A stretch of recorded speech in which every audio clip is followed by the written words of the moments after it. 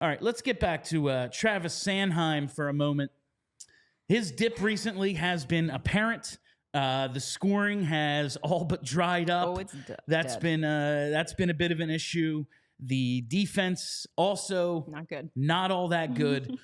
Do we think this is kind of part of, well, this is why they backed off his minutes, because he was playing like 26 That's a what I'm game, hoping. and then they had to back it up, so they're like, we are pushing this dude. Or is it just kind of him leveling back to closer to a medium between last season and this season? Well, it's probably a lot of things. Maybe the minutes are playing into it. Maybe this is a little bit of natural regression that he wasn't as good as he was. That wasn't his true talent level, essentially. One thing I do want to point out, and I wonder if this could be having an impact, and I haven't heard a lot of people talking about it, is we talked about a lot over the first 3 months of the year, really, about how comfortable Sanheim seemed on the right side. And really, ever since they traded for Drysdale, they've had to do a lot more line juggling. And it's not that he hasn't played on the right side. He still played on the right side quite a lot. But when he's been with Drysdale, he hasn't. There have been a lot of times where within games, he'll have some shifts as a left side D, some shifts as a right side D. They've been using the 7 defenseman thing a lot. I almost wonder if it may have knocked him off his rhythm a little bit. And now that he's maybe thinking a little bit more in game than he was before, where it was kind of just, click and play. I wonder if that might be having a slight impact on his struggles. And that might play into why, it would be great if they could just get rid of one of these defensemen and then bring things back to a relative normality. But obviously that's easier said than done, and you want to get the biggest return possible for whoever you're trading.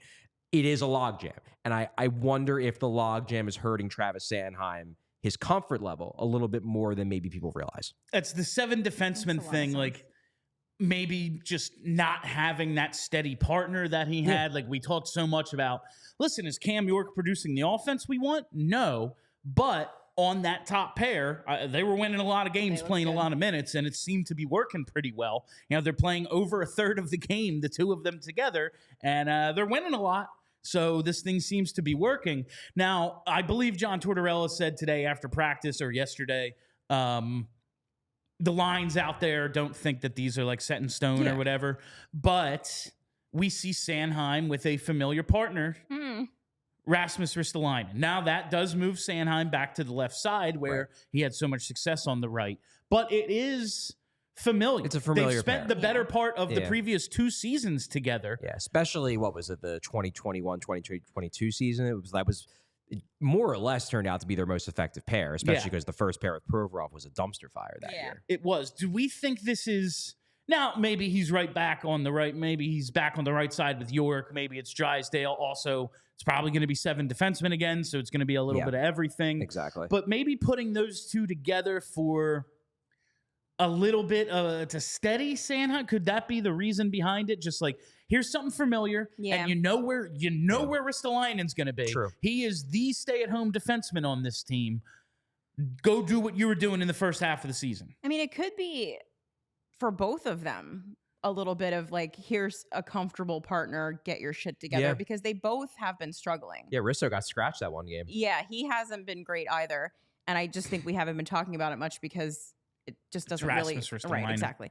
I would like to see them, if they're going to do this, give it some time, like not so much juggling. Like give these guys time to see if this gets them both going again, rather than, juggling in game or like one game, oh, we lost, let's shuffle it again. Like give them a little bit of time to get going. I don't know how much they're going to be able to do that with the 7D, but that's why John Tortorella gets paid the big bucks. Like he's got to figure it out. To me, what'll be interesting to see, if they, assuming they keep the Sanheim-Ristolainen pairing together for a week or so, I'll be interested to see how they're deployed. Because you think about it, Ristolainen, the vast majority of this year, has been deployed like a third pair defenseman. He's functionally been their number 5 on their third pair, because you've had Sanheim as the number 1 right side defenseman. You've had Walker as the number 2. Risto, since he's been back from his early season injury, he's been the number 3. Now, Sanheim has very clearly been the number 1. Like, not just first pair, the number 1, the guy getting the most minutes. You've got a guy in Risto as his partner now who has been used as a third pair guy. And I think everybody can agree that Travis Sanheim over the last 2 weeks at least, maybe dating back to even near the end of December, hasn't been the same guy he was at the start of the year. Yeah. I'm curious if this is this a promotion for Risto or is this a demotion for Sanheim? I just don't know. And we're going to have to keep an eye on what the minutes are on who's getting the matchups against the top lines, against the top forwards. Because I don't know. It could go either way. They could be saying, this could be a little, if you're going full Galaxy brand, this could be a little maybe we showcase Risto a little bit, see if a team might overpay for him at the deadline. Or it could be Sanheim struggling. Yeah. Maybe we should ease up on the minutes a little bit to give him a chance to reset. I don't know who else it would be, but when I see a York-Drysdale pairing, I go, yeah, well, if Risto's the right side guy on the other pair, the top pair is York-Drysdale. York-Drysdale, you would think so, yeah. Not that York's had the best season, but he's been steady. Yeah. And Drysdale's their most dangerous defenseman. Yeah. And then Sealer, Walker, I like those guys, but how many minutes are they going to play? But that has been used as their second pair. So you could theoretically, if you wanted to, just for a week or so to give Sanheim a chance, you could say functionally, our first pair is York Drysdale. Our second pair is still Sealer Walker. Mm-hmm. And the Sanheim Risto pair for a few games is only getting 17 minutes a night. We all silly like the mayor.